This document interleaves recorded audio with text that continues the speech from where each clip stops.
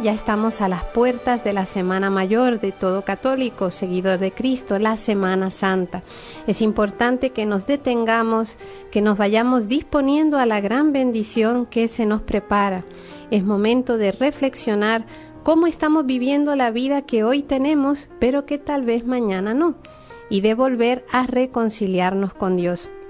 Nosotros de corazón les invitamos a que no dejemos a Dios esperando nuestro regreso, que le demos la alegría de podernos perdonar y podernos reconciliar con Él.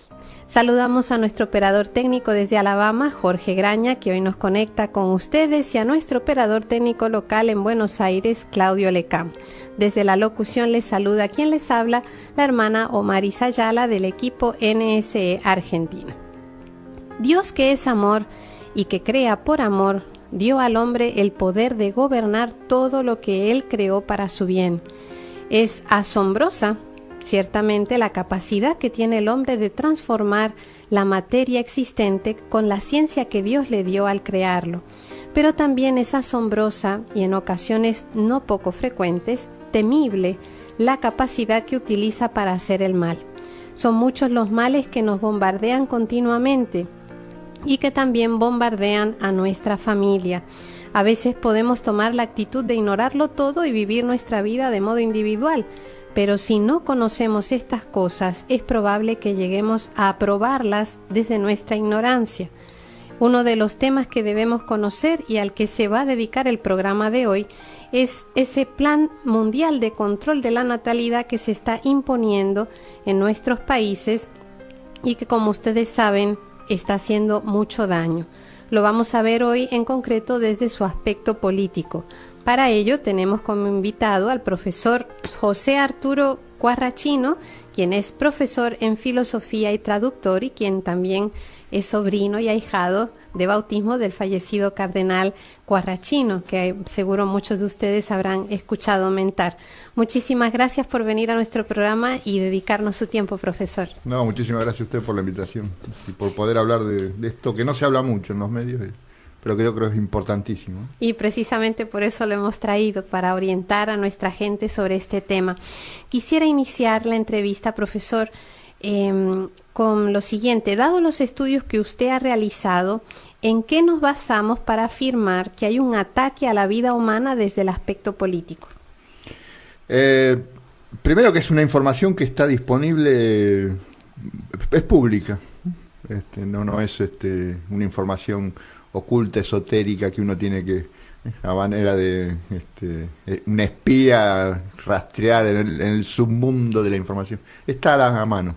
Informes de Naciones Unidas, informes de un banco poderosísimo en el mundo como es el Credit Suisse, que desde el año 2010 viene sacando y justamente informes anuales sobre cómo se ha organizado la repartición de la riqueza a nivel mundial, ¿no? Tiene unas cifras catastróficas, ¿no? Después las vamos a mencionar. Lo que yo empecé ya hace unos años era motivado por una conferencia que escuché cuando vino a Buenos Aires Monseñor Michel Escoyans, sacerdote belga que era profesor en la Universidad de Lovaina, ya está jubilado. Él trabajó mucho sobre el tema de cómo las Naciones Unidas estaba apoyando a nivel mundial este tema del control de la natalidad. Y después empecé a buscar sobre todo el por qué se ha planificado esto, y bueno, y nos hemos encontrado los documentos madre que justifican y han planificado, los vamos a mencionar después, el control de la natalidad. Pero esa información está en Internet. Mucho de lo que lo vamos a mencionar está en Internet. Hablando hoy justamente de que el patrono del Internet es hoy, pues sería un buen momento. O sea, no es información que uno la tiene y nadie la puede conseguir, está. Lo que pasa es que hay que saber, unirla. Uh-huh. Pero vamos a mencionar el documento, los dos documentos, 3-4 documentos madre, ¿no? Los que fundamentan y justifican el control de natalidad, están en Internet, ¿no? La Declaración sobre Población del año 66, elaborada por John Davison Rockefeller III. El informe que hizo para el presidente Nixon en el año 72, Estados Unidos y el futuro, el problema poblacional y el futuro de Estados Unidos, el famoso citado, muy poco leído documento de Henry Kissinger en el 74, el Memorándum 200, ¿no? Año 74, y algún otro documento más, están en internet. Profesor, ¿y quién promueve esta idea o este plan mundial para mantener controlado este aspecto de la humanidad? Hay un pequeño grupo, son 300 o 400 familias en el mundo, que son las dueñas, los creadores del dinero. Y con el dinero también se han hecho dueños de prácticamente casi todas las empresas del mundo. Muy pocos saben que, por ejemplo, el dólar es una moneda privada. No es una moneda que emite el Estado de Estados Unidos, ¿no? Es una moneda que emite un grupo de... En su momento fueron en el año 2013, en 1913, cuando se crea 13 bancos, ahora son 33. Y no son todos bancos norteamericanos. Hay un banco francés, el Lazard Frères, hay un banco italiano, bancos europeos y algunos bancos norteamericanos. Digamos, los dos grandes grupos bancarios en el mundo, la banca Rothschild y la banca Morgan Rockefeller en Estados Unidos, y otros bancos que los acompañan, son los creadores, por ejemplo, del dólar. Insisto, es una moneda privada. Y la otra moneda que empezó siendo privada, la media privada, media estatal, es la libra, que es la otra gran moneda que maneja, ¿no?, los negocios en el mundo. Con este control, estos grupos se han hecho dueños de prácticamente todas las empresas en el mundo. Y han concentrado la riqueza en este momento a un nivel terrible. Por eso el dólar es como la moneda mundial, alrededor de la cual gira todo lo... Pero detrás está, digamos, y es fuerte, pero es históricamente se ha movido así, ¿no? La libra. Incluso en un momento en Inglaterra le cede a Estados Unidos que tenga preponderancia a nivel comercial. Y para las transacciones financieras y comerciales el dólar, pero la moneda fuerte que está atrás, que es cuando se crea la Unión Europea y se unifica el euro en Europa, Inglaterra no entra. Inglaterra siguió emitiendo y tiene su libra esterlina. En Italia desapareció la libra, en España desaparecieron las pesetas, el franco francés desapareció en Francia. Inglaterra mantuvo la libra. Y el otro país que mantuvo su dinero, su moneda, fue la Suiza, ¿no?, el franco suizo. Todos los demás tuvieron que hacer desaparecer sus monedas nacionales. Inglaterra no. Pero esto hay que tenerlo en cuenta cuando uno habla. El dólar es una moneda privada, ¿no? Los dueños del dólar no es el pueblo norteamericano a través del Estado el que lo emite. Es un grupo, en estos momentos son 33 bancos. El control de ese banco lo tiene la familia Rockefeller a través de 3 o 4 bancos, el Chase, Goldman Sachs, en su momento cuando estuvo, que después quebró, Lehman Brothers. Esa es la familia que maneja el dólar. Y por lo tanto son un poco los que llevan todo este tema del control de la natalidad por intereses de riqueza. Porque ellos se dieron cuenta en la década del 60 que la economía que venía era una economía que no iba a necesitar, la economía adveniente, la década del 60, ya lo vislumbraron, incluso lo han escrito, no iba a depender del consumo, sino de la especulación financiera. En la década del 60 y después en el 70, ellos desenganchan el funcionamiento de la moneda del proceso productivo. La moneda en la época moderna nace en Europa, en Italia, Francia, después en Inglaterra, etcétera, y en América, acompañando el proceso productivo. Cuando alguien necesita hacer un gran emprendimiento comercial o industrial, necesita crédito. Entonces aparecen los bancos prestando dinero para apoyar este proceso. Estos llegamos hasta el siglo XX, y en la década del 60 ya se dan cuenta, o ya trazan incluso el proyecto de hacer que la finanza viva por sí misma, no sea apoyatura de la producción y del consumo, sino que inventan mecanismos que son los que les permiten la especulación, compra y venta de títulos, el manejo, el arbitraje de monedas, etcétera. Entonces ya es una economía, la especulación financiera, que no tiene consumidores, tiene una dinámica propia. Entonces ellos se dan cuenta que con eso, primero, no necesitan población, y segundo, que las empresas ya no van a ganar, por ejemplo, para dar ejemplo concreto, General Motors, productivamente pierde plata, gana o compensa la pérdida productiva con la inversión que hace financiera. Y así muchas empresas en el mundo. Entonces ellos ya no necesitan que la población crezca para consumir. Lo que necesitan es que la población no crezca, justamente porque si no va a demandar los recursos que ellos están utilizando, quedando. Claro. Y en cuanto al control de la natalidad, ¿cuál ha sido la ruta de actuación que se ha ido implementando? En la década del 60 hay un documento que mencioné hace un ratito, Declaración sobre Población. Lo redactó John Davison Rockefeller III, hermano de uno de los 5 hermanos de David Rockefeller, que murió ahora el 20 de marzo. Murió el dueño del mundo y no se hizo, justamente propaganda, porque el poder no se muestra. El poder se ejerce y no se muestra. Entonces este personaje murió. Ya había creado y creó todo este dispositivo de control global, mundial. Entonces, bueno, aparte yo no creo en la trascendencia, ¿no? Pero el hermano de este hombre, John Davison Rockefeller III, fue el que se ocupó durante toda su vida, se preocupó por estos temas del crecimiento poblacional en China, por ejemplo, en Asia.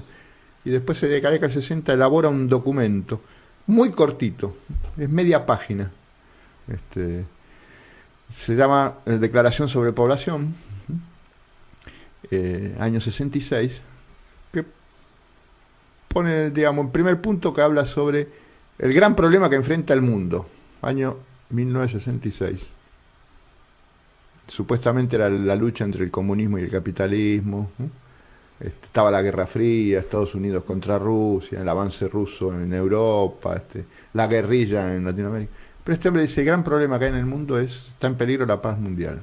Y la paz mundial está en peligro porque hay un crecimiento poblacional descontrolado.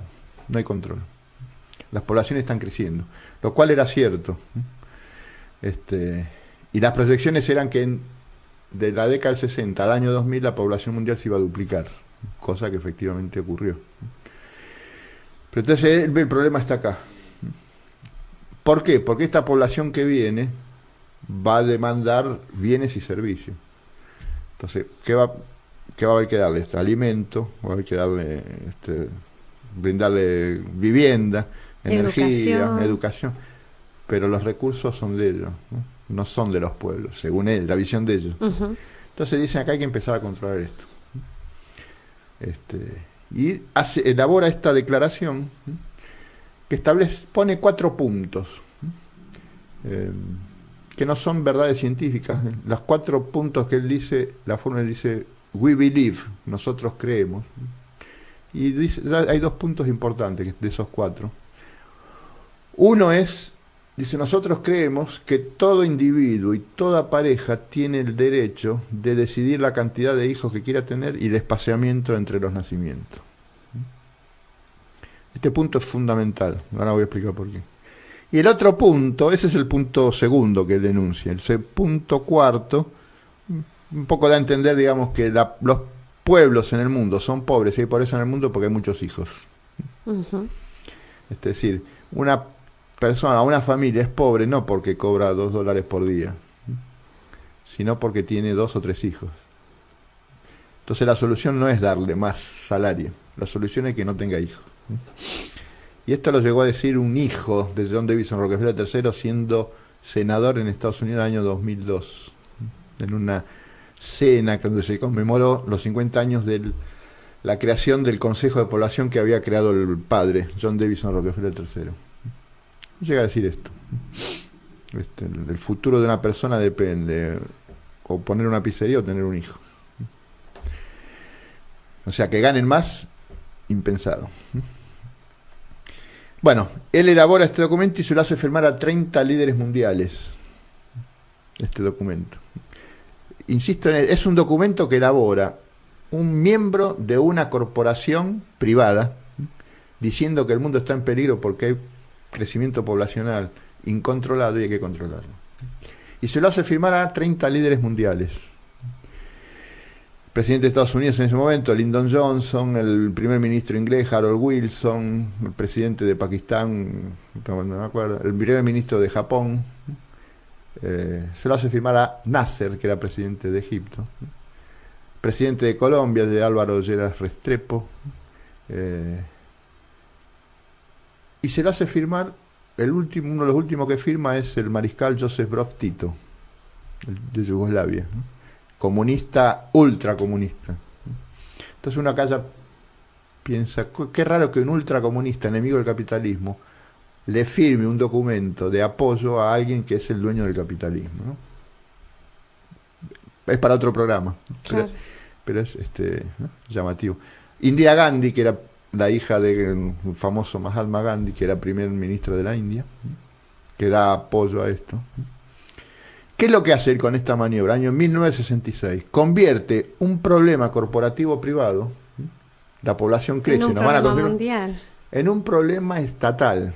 Ya es un problema que tienen que asumir los estados. O sea, el interés privado tiene que ser asumido por los estados. Y a partir de acá empieza toda una ofensiva para imponer a nivel oficial de Naciones Unidas, no solo de los estados individuales, sino incluso de Naciones Unidas, que asuman esta bandera, sobre todo la bandera que mencioné hace un rato, que todo individuo y toda pareja tiene el derecho básico, dice, de decidir la cantidad de hijos que quiere tener y el espaciamiento entre ellos. Esto ya en Naciones Unidas lo reconoce en 1969. Se celebra en 1968, perdón, en Teherán se celebran los 40 años de la creación de las Naciones Unidas y de la Declaración de los Derechos Humanos. Se hace una reunión en Teherán donde gobernaba Mohammad Reza Pahlavi, un país donde justamente los derechos humanos tenían poca vigencia. Hacen una declaración, en varios puntos, el punto 16 o el 17, justamente asume como bandera de Naciones Unidas y Derechos Humanos el derecho de decidir la cantidad de hijos que uno quiere tener y espaciamiento entre ellos. ¿Qué es lo que están han hecho con esta maniobra? Ir desplazando el derecho a la vida como derecho humano básico. Nunca se menciona. Hablan del derecho de decidir la cantidad de hijos que uno quiere tener y espaciamiento entre ellos como un derecho humano básico. Primero lo hacen en el 66, convirtiéndolo en un problema de Estado. Lo asume después bandera de Naciones Unidas. Lo reafirma en este documento que hablamos. El presidente Nixon en el año 70 decide crear una comisión para que se ocupe de estudiar el problema del crecimiento poblacional en Estados Unidos. Lo pone al frente esta comisión de 100 miembros a John Davison Rockefeller III. Saca un documento del año 72, Población, Population and the American Future. Población y el futuro de Estados Unidos. Es un volumen, está en internet, eso se consigue. Donde entre otras cosas ese documento va a hablar de no solo hay que promover el control de la natalidad, sino que hay que transformar o mutar todo el sistema de valores que justifique esto, pues los instrumentos solo no sirven si no tienen atrás una ideología y una doctrina que lo sustente, para poder ir imponiéndolo a través del tiempo. En un momento va a decir el capítulo 11 que solo deben ser, hay un principio ético, dice este documento, ¿no? Solo deben ser traídos al mundo los hijos deseados o queridos. Los hijos no deseados o queridos pueden ser eliminados. Lo cual esto los acerca mucho, digamos, a la filosofía o la ideología loca del nazismo, como llamó Juan Pablo II, ¿no? A esto, yo decido quién nace y quién muere. Y si no quiero que alguien venga al mundo, lo tengo derecho a eliminarlo. Así es supremamente interesante, sobre todo esto que decía, que es lo que estamos viviendo, digamos, en un paso muy acelerado, ese desplazar el derecho a la vida, que es un derecho básico, por la elección de quiénes y cuándo vienen al mundo. Como pueden escuchar, queridos amigos, es muy interesante el tema, pero tenemos que hacer una pequeña pausa y enseguida regresamos con ustedes.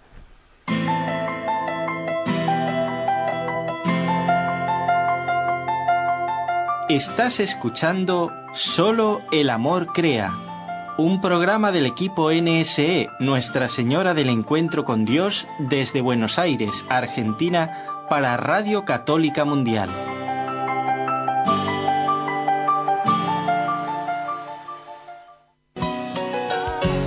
¿Quieres escribirnos ahora mismo?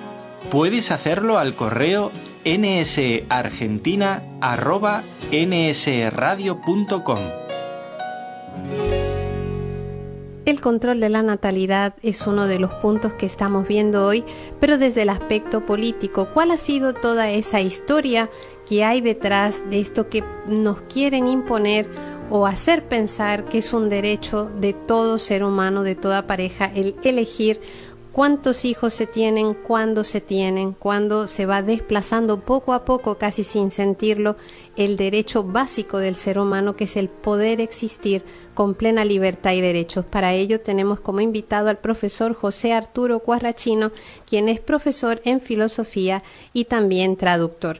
Nos estaba explicando antes de esta pausa precisamente esto, cuál ha sido la ruta de actuación de este control de la natalidad y esos puntos básicos que se pusieron en público cuando había un interés meramente privado de un grupo corporativo, poniéndolo como que tenía que ser una preocupación de los estados y por consiguiente los estados tenían que poner medios para controlar esta población que, según su visión, estaba amenazando la paz del mundo. Quisiera, profesor, que continuara, por favor, con estos 4 puntos. Nos dijo 2, que era que hay pobres. El segundo fue que hay más pobreza porque se tienen muchos hijos, ¿no? Sí. ¿Cuáles serían los otros 2 puntos? Bueno, estos no los mencioné porque no son puntos que han tenido trascendencia. Uh-huh. Son de apoyatura de estos 2 puntos que hemos mencionado, que usted resumió recién, ¿no? Yo voy a volver a insistir, el que quiera ver estos documentos que estamos mencionando están en internet.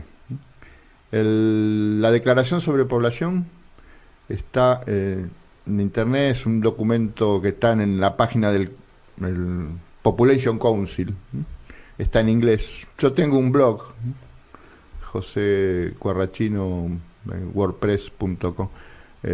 Yo lo traduje, está ahí, lo pueden encontrar traducido, si no está en inglés. La declaración de Teherán del año 68, donde las Naciones Unidas asumen este principio enunciado por Rockefeller de derecho básico de todo individuo y pareja de decidir la cantidad de hijos y el espaciamiento, está en inglés y está en castellano, en español. El Population and the American Future, eso está en inglés, en internet se consigue, y está en inglés y está traducido porque Rockefeller, a pedido del presidente Nixon en el año 72, presenta este plan que es para fundamentar el control del crecimiento poblacional de Estados Unidos. Pero esto después se lleva a nivel mundial con el famoso Memorándum 200, elaborado por Henry Kissinger. El presidente Nixon en el año 74 le pide a Henry Kissinger, histórico empleado de la familia Rockefeller y vocero de la familia Rockefeller a nivel de política, que elabore un plan o haga un informe sobre cuáles son las implicancias del crecimiento poblacional mundial para la seguridad de Estados Unidos y sus intereses de ultramar. Así se llama el documento. Se resume como Memorándum 200, pero el título oficial es Implicancia del crecimiento poblacional mundial para la seguridad de Estados Unidos y sus intereses de ultramar. Claro, siempre está de trasfondo esa supuesta amenaza a la paz, ¿no? Y cómo esto afecta a la seguridad nacional de Estados Unidos. Uh-huh. Yo cuando discuto mucho a veces con estos grupos progresistas de izquierda que promueven el control de natalidad, los derechos sexuales y reproductivos, derechos sexuales y reproductivos justamente la traducción en un lema, en una consigna de esta propuesta. Cuando discuto con ellos le digo, pero ustedes están promoviendo la seguridad nacional de Estados Unidos, critican, hacen campañas, salen a hacer manifestaciones contra la doctrina de la seguridad nacional y después proponen a nivel político, eso es, y después a nivel poblacional proponen proteger la seguridad nacional de Estados Unidos promoviendo lo que estos grupos de poder promocionan. No lo entiendo, ¿no? Se quedan ahí pensando, por suerte. Algunos recapacitan, pero después siguen, ¿no? Porque claro, muchos viven de eso también. Pero digo, importante este documento, Memorándum 200, que el título oficial, repito, es Las implicancias del crecimiento poblacional mundial para la seguridad de Estados Unidos y sus intereses de ultramar. Y hay una quinta ofensiva que se llevó esto en las esta continuidad de estas declaraciones en la famosa Conferencia sobre Población y Desarrollo en Pekín, año 94, que sacó una declaración, si uno va a buscarla, está en inglés y está en español. Capítulo 7 habla justamente de los derechos sexuales y reproductivos, y los enumera, y dice en un momento, creo que es el punto 7.1, ¿no? Todos estos derechos sexuales y reproductivos se basan en el principio que afirma que todo individuo y pareja tiene derecho a decidir la cantidad de hijos que quieren tener y el espaciamiento entre ellos. Es decir, la doctrina Rockefeller está ahí, en Naciones plasmada. Unidas, ¿no? Que esto después, este principio también se ha consagrado en muchas legislaciones que despenalizan el aborto en el mundo. Acá se está siempre insistiendo con este tema. Siempre están promoviendo, quieren convertir en un derecho constitucional un principio de la oligarquía financiera mundial, angloamericana. Siempre desde la izquierda, ¿no? Eso digo, siempre yo les remarco esto, ¿no? Son raros ustedes, ¿no? Este fue, digamos, la ofensiva oficial, y repito, son documentos que uno los tiene ahí y los puede encontrar, ¿no? Para documentarse. Profesor, pero hay como unos pasos que se han ido dando, ya un poco como concretando para controlar justamente la natalidad de los pueblos. ¿Cuáles son estos pasos en concreto? Entiendo bueno, que en el documento del año 72, que mencionamos, Population and the American Future, este informe la mutación genital, tanto del varón como de la mujer. La ligadura de trompas o la vasectomía en el caso del varón. Y de ahí sale la transexualidad, es decir, que después de acá vienen un montón de inventas. Eso fue lo primero, de ahí surgió todo lo demás. Primero hay que controlar que no crezca. Entonces, bueno, derecho de mutilarse genitalmente el varón y la mujer. Consumo de anticonceptivos.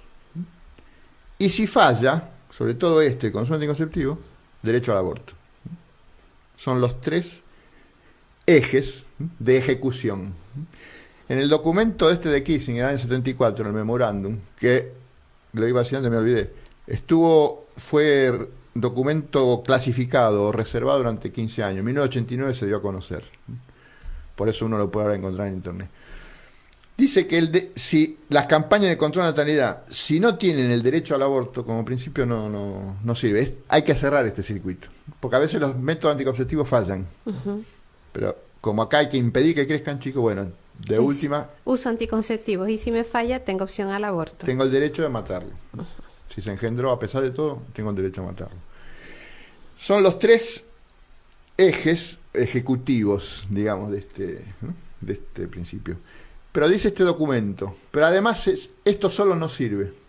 Si no hay lo que él llama el documento, toda una mutación radical del sistema de valores y del sistema político para sostener esta ejecución.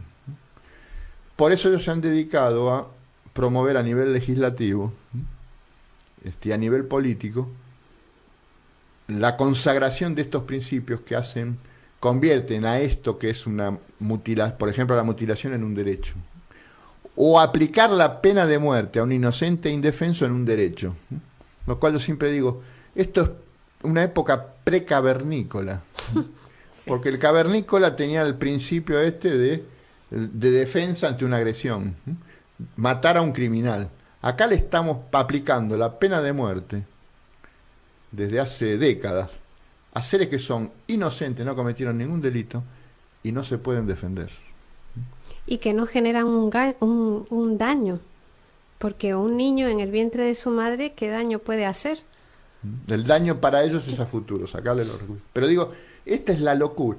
Y para que tengamos dimensión de lo que estamos hablando, en el mundo se calcula, se sabe fehacientemente, porque son datos oficiales, como está legalizado el aborto, son 20 millones, 22 millones de asesinatos que hay. Legales. Legales, porque los ilegales... Y los otros se calculan que son unos 25, o sea, son 45 millones de seres humanos en el mundo que son eliminados antes de que nazcan.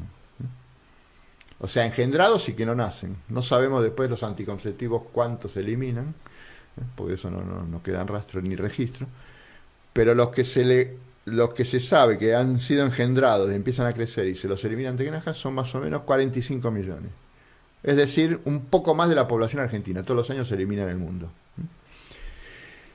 Es el único caso en el mundo que se aplica la pena de muerte a inocentes e indefensos. No hay ninguna legislación en el mundo que lo consagre esto. Alguien por no cometer delito, pena de muerte. Es una locura. Claro. Bueno, pero se está aplicando. Y justamente el fruto de todo esto es lo que está pasando en algunos países de Europa, por ejemplo, por mencionar algunos, donde la mayoría de las personas ya son personas mayores y se ve que como las parejas jóvenes no tengan hijos, pero estamos hablando 3, 4, 5 hijos, se va a morir el país. Es decir, ya no va a haber gente en edad productiva, se va envejeciendo de la población. Bueno, ese es un tema, ellos son conscientes de eso. Y hay un documento de Naciones Unidas, hace años viene analizando esto, eso se llama, lo que usted menciona, es el invierno demográfico, es decir, el envejecimiento poblacional. Históricamente, los pueblos y las naciones del mundo tienen representado en una pirámide, ¿no? Una gran base donde están ahí representados o significados los niños, una base grande. Después la pirámide, como todos sabemos, se va enflaqueciendo, achicando, y llega al vértice donde hay, ¿no?, un puntito. Entonces, ¿por qué la demografía utilizó esta imagen? Para mostrar una población sana es cuando tiene muy pocas personas mayores de 60 años y tiene mucha población joven e infantil. Lo que ellos han logrado es hacer que esta pirámide se vaya convirtiendo en algunos casos en un rectángulo parado, donde la base es mínima. Y es paralela a la parte superior. Y otros puntos, y hay proyecciones, eso me lo mostró en su momento cuando lo vimos Monseñor Scoyan, en la ciudad de Zúrich, tenía proyectado al año 2050 la pirámide invertida, es decir, el vértice chiquito abajo, casi nada de población infantil y mucha población anciana. Esto para ellos representa un problema. ¿Por qué? Porque, por ejemplo, en la década del 50, 8 trabajadores tenían que aportar parte de su salario para sostener a un jubilado, a alguien que ya no trabajaba. Claro. Al año 2000 ya han llegado, en algunos casos, a hacer que 4 trabajadores tengan que aportar parte de su salario para sostener a un jubilado. Es decir, la cuota aumenta, cobro menos salario. Antes se repartía la carga entre 8, ahora es entre 4.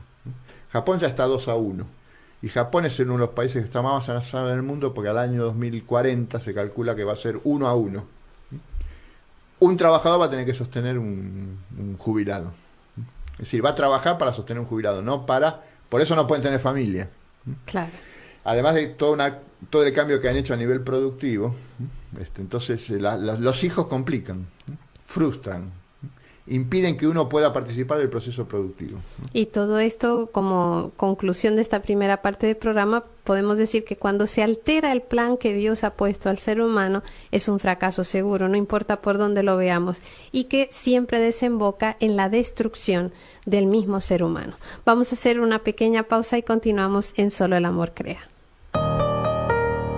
Para participar en el programa con sus consultas o comentarios, marque los siguientes números telefónicos, gratuitamente desde Estados Unidos o Puerto Rico: 1-866-398-6377. Si llama desde otro país, marque el código internacional y el número 1-205-271-2976.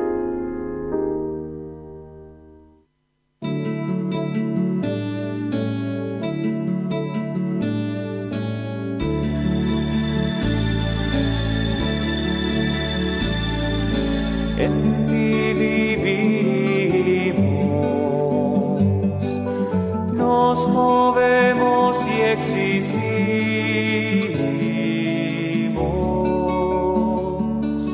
Dios creador, Padre universal, Dios del amor, en ti vivimos.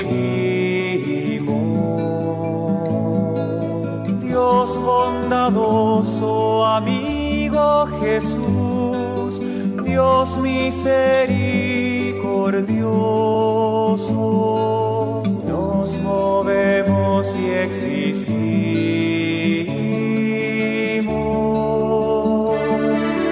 Dios consolador, Espíritu divino, Dios santificador, en ti vivimos, nos movemos y existimos.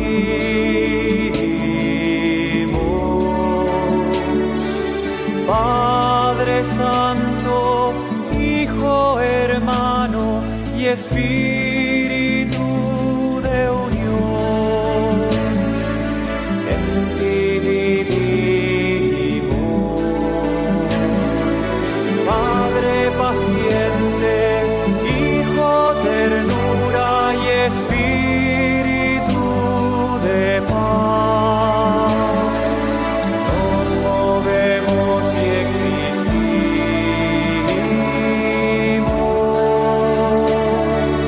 Padre eterno, Hijo, camino y Espíritu de amor, en ti vivimos, nos movemos y existimos.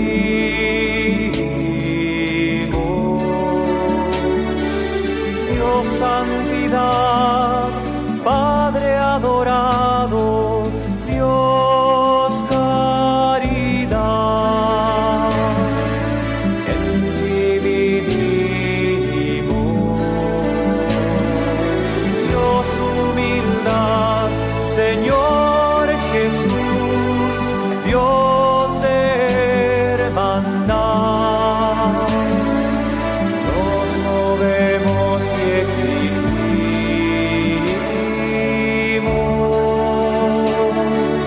Dios compañía, Espíritu de vida, Dios armonía,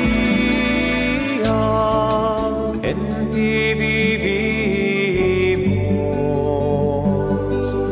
nos movemos y existimos.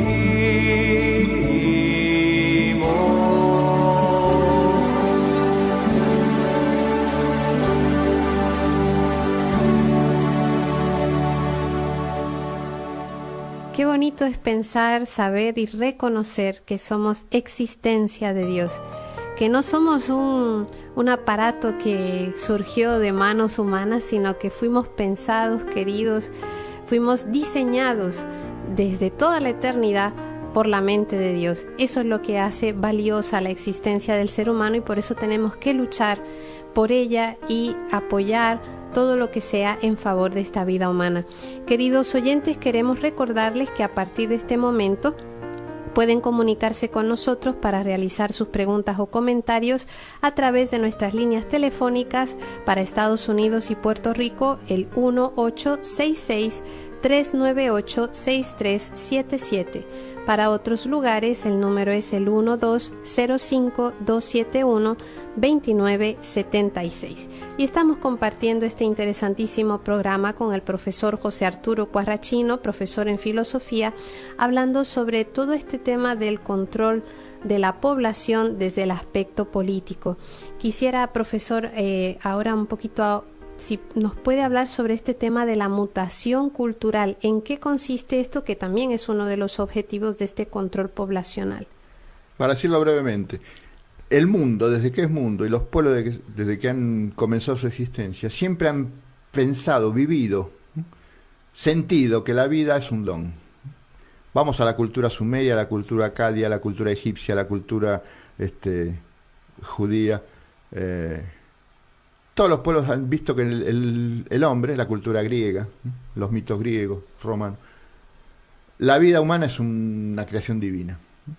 Busquémoslo en los mitos religiosos de los pueblos originarios, llamados originarios de América. La vida es algo que Dios otorga. La mutación cultural consiste en decir, la vida ya no es un don divino, sino es un proceso biológico. Por eso le dieron en su momento mucho auge al evolucionismo.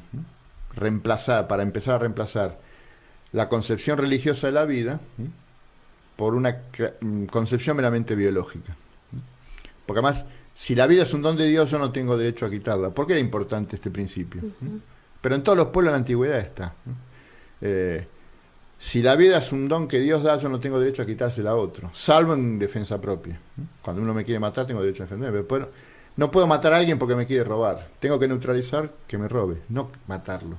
Esto ya es un exceso. Claro, si ya quito a Dios del medio. Es decir, ¿qué han hecho las religiones? O los pueblos han convertido principios religiosos en principios jurídicos. Matar está mal porque la vida es un don de Dios. Robar está mal porque lo que uno gana con su trabajo, que es una cualidad que el ser humano tiene como reflejo de la imagen divina, le pertenece. O sea, los grandes conceptos jurídicos han surgido de los valores religiosos y culturales, o valores religiosos hecho cultura. La mutación cultural que propuso esta gente era sacar todo sentido religioso de la vida para empezar a meter estos principios. O sea, si yo no saco a Dios, la creación, y que soy una criatura divina, no puedo convertir en un principio jurídico que tengo derecho a matar a aquel que no quiero que exista. Entonces tengo que sacar esto. Porque la existencia de todos está en mi mano. Yo soy dueño de la existencia, claro, podríamos decir. Nadie tiene derecho a nacer, nacemos porque Dios nos manda al mundo, nadie pide nacer, nacemos. Y no existe el derecho a matarse. Uno lo puede ejecutar el acto, pero no es un derecho, porque la vida se va cuando Dios dispone que ya no exista más. Bueno, mutación cultural consiste en esto. Ya la vida no es un don, sino que la vida es una cosa y algo que yo puedo fabricar. Es decir, para poder decir que, fíjese en el lenguaje, por lo menos en español lo tenemos complicado, ¿no? Cuando decimos tengo un hijo, en realidad tendríamos que decir Dios o la vida nos ha regalado tantos hijos, ¿no? Fíjese, en inglés, cuando uno tiene que decir la edad, dice I am 60 years old. Soy de 60 años, no dice tengo, ¿no? Claro. En español tenemos esta limitación. Y así como esto de los hijos no se tienen, los hijos vienen. Y muchas veces, yo la experiencia personal, vienen cuando uno no los esperaba. Y cuando uno los quería tener, no los tenía, ¿no? Hay alguien que decide ahí, ¿no? Que no soy yo. Por eso la teología católica habla de Dios es el autor de la vida, no solo de Adán y Eva, de todo ser que viene al mundo, y los seres humanos, varón, mujer, somos co-creadores segundos. Si Dios no pone ahí la decisión, por más que uno busque, no llega el hijo, ¿no? Y cuando uno no lo busca, llega. Entonces la mutación cultural consiste en esto, en convertir a la vida, ya dejar de ser que sea un don para que sea un proceso, y un proceso que puedo fabricarlo. Por eso viene todo el tema después de las técnicas de reproducción. Cuando el mundo, fíjese que sabia la naturaleza muchas veces, que nos dice, hay personas que no pueden sostener un hijo, y siempre se ha hecho esto en la historia. Personas que han adoptado hijos que otros no podían sostener, ¿no? O recoger. Profesor, disculpe Sí. que le interrumpa, pero es que ya tenemos algunas llamadas en línea. Esta vez nos llama Aura desde Miami. Aura, bienvenida a nuestro programa y adelante con tu intervención. Buenos días, muy interesante el programa. Quiero felicitar al profesor porque está explicando muy marcadamente la situación que muchas personas no saben y que ya es hora de que nos interesemos más sobre este tema. Yo vivo acá, como le he dicho, en Miami, y soy pro vida. Soy muy activa en mi iglesia, una iglesia muy importante aquí en esta comunidad. Ayudamos tanto a lo que es dar a los pobres, ayudar precisamente, y ayudamos muy, muy, muy fuertemente acá. Pero he notado que cuando se trata de respetar a la vida, tiene la persona miedo, no participa. Ahora mismo estamos haciendo lo que es 40 días por la vida, que es una organización que está mundialmente para que las personas vayamos muy a orar, solamente a orar una hora nada más. Pero ni siquiera eso la persona se anima porque tienen miedo, porque no está informado, porque se cree seguro, no sabiendo, como ya usted está explicando muy bien allí, el peligro que es cuando la población es destrozada. Yo marcadamente les puedo decir, he tomado el curso de Provida y veo la situación cómo está, que estos niños, o sea, Sí defendemos la vida cuando ya estamos nacidos, pero ahí dentro del vientre de la madre, ¿cómo lo destrozamos? Y es muy interesante que nos pongamos la mano en el corazón y que hagamos lo que tenemos que hacer. Yo escucho un programa precisamente hoy martes con el señor Adolfo Castañeda, y él explica muchas de las cosas que usted está diciendo, cómo las Naciones Unidas, los bancos, todo el mundo está en contra de lo que es el crecimiento mundial. Así que lo felicito y me gustaría seguir adelante, escucharlo, y voy a buscar en el internet su website para poderlo también así aquí en mi comunidad, yo dar la voz. Aura, muchísimas gracias por tu intervención, y te felicitamos también porque necesitamos gente líder así, que también una y motive a otros para esta defensa de la vida, que es causa de todos, no es solamente de unos pocos. Ahora tenemos a Eleazar, que nos llama desde San Antonio, Texas. Bienvenido a nuestro programa, Eleazar. Hola, ¿qué tal? Gracias, buenos días. Sí, también así, escuchando con interés el programa, ¿no? Nomás un comentario, sí, ya explicó ahí el profesor, ¿verdad?, cuáles son las razones de que se lleven a cabo estas políticas, porque parecieran estar en contradicción esto que hacen con la lógica del capitalismo, ¿no? Como ya explicó por qué no se busca un crecimiento poblacional, digamos, que garantice un consumo, ¿no?, más grande. Yo también mencionaría, por ejemplo, de acuerdo a la lógica del capitalismo, pues convendría más tener más gente, porque a mayor oferta de mano de obra, pues más bajos salarios, ¿no? Pero evidentemente esto se contrapone con como decía él, con la demanda de bienes y servicios, ¿verdad?, que toda esta población pues tiene derecho y reclama, ¿no? Entonces que se tienen que abastecer. Ahora bien, el comentario sería en el sentido de que, en cierto modo, la Iglesia, digamos, no está en contraposición, en todo caso, con una cierta planificación familiar, ¿no? Yo creo que el problema está en el método, ¿no?, en los métodos, que evidentemente cuando se recurre a métodos no naturales, pues evidentemente ahí sí ya entramos en contradicción, porque estamos en contra de la vida, ¿no?, de la vida humana. Entonces, pero en cierto modo yo creo que es entendible que para la Iglesia es también razonable el hecho de que pues los matrimonios tengan también esa decisión de poder determinar el número de hijos y espaciarlo y ver su situación también para tomar esas decisiones, ¿no? Quisiera yo el comentario del profesor respecto a eso. Sí, no, tal cual. Nunca, digamos, se negó ese derecho. Lo que pasa es que eso se hace naturalmente. Cuando una mujer sabe que no, digamos, no quieren tener hijos y sabe que están en un periodo fértil, bueno, no se unen, ¿no? Eso no es, desde el punto de vista religioso, no es pecado. Claro. El pecado aparece, y esto sí es anticristiano, cuando uno quiere evitar a toda costa que un hijo venga al mundo, y si viene, eliminarlo. Por eso la Iglesia siempre, la Madre Teresa fue una de las grandes promotoras y difusoras del método Billing, del control natural de la natalidad. O sea, que la mujer conozca a través de su temperatura, ¿no?, corporal, en qué momento estaba fértil o no, entonces no tener relaciones en ese momento. Eso la Iglesia no lo impide ni lo prohíbe, es natural. Acá el problema es lo antinatural. Entonces, cuando ya uno, para evitar tener un hijo, ingiere pastillas, que además está comprobado desde el punto de vista científico. Las pastillas anticonceptivas a la mujer le hacen mucho mal, la envejecen. Una joven que a los 16 años empieza a consumir anticonceptivo, a los 23 años tiene un útero de una mujer de 60. Por eso cuando dejan de consumir después de tener un hijo, les cuesta muchísimo. Claro. Es imposible, porque ya el útero está destrozado. Porque una pastilla no es una pastilla, es una bomba que está destinada a impedir que se produzca un nacimiento. Por eso hace tanto mal. Así como estos procesos de mutilación genital, como algún médico serio puede decir, todas las complicaciones que trae. Porque por algo el organismo humano es como es. Lo mismo que esta locura brutal de querer cambiar de sexo. No hay ningún cambio de sexo. Cuando una persona, un varón, se convierte en mujer, o lo convierte en mujer, o la mujer en varón, hay un elemento que en los dos casos no se pueden implantar y son irreemplazables. Al varón que se hace mujer no le pueden crear un útero, no tiene útero. Y la mujer que se hace varón no tiene el atributo que tiene el varón. No se puede crear eso, se puede poner un dispositivo. Pero en el varón que se hace mujer no se crea el útero, o sea, no hay cambio de sexo. Claro.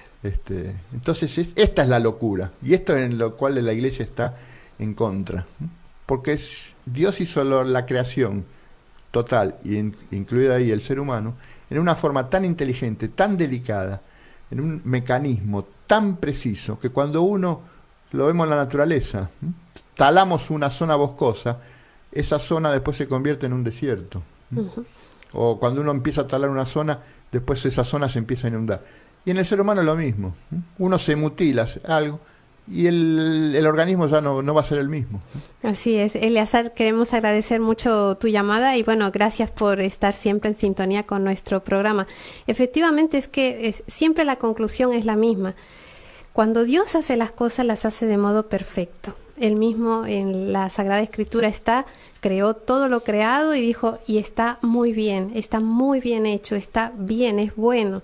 Cuando el hombre mete la mano para alterar eso, el fruto es todo este desconcierto y este caos que estamos viviendo. Un descalabro. Hay una frase de Albert Einstein, el famoso científico, que era judío y no práctico. Tiene frases geniales. Una frase que él tiene dice que lo único incomprensible que hay en el mundo es que todo es comprensible.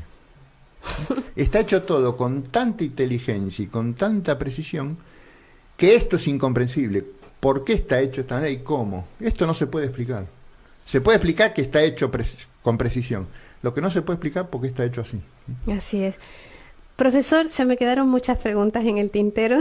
Creo que usted y sé que nuestros amigos oyentes están asintiendo con la cabeza, lo vamos a volver a invitar después de la Semana Santa para continuar con este interesante tema y terminar nuestras preguntas, porque se me quedaron muchas y creo que eran muy importantes. Queremos agradecerle de todo corazón, profesor, su tiempo, su claridad en la exposición, que por lo que hemos escuchado, los que nos han llamado, pues les ha gustado y sobre todo les ha ayudado, que es el fin de nuestro programa. Para todos ustedes, queridos amigos oyentes, reiteramos nuestra invitación a que estén con nosotros la próxima semana, que ya es Semana Santa, no nos olvidemos, y podamos seguir compartiendo la maravilla de la creación que solamente puede surgir del amor. Los esperamos la próxima semana en este mismo horario en Solo el Amor Crea.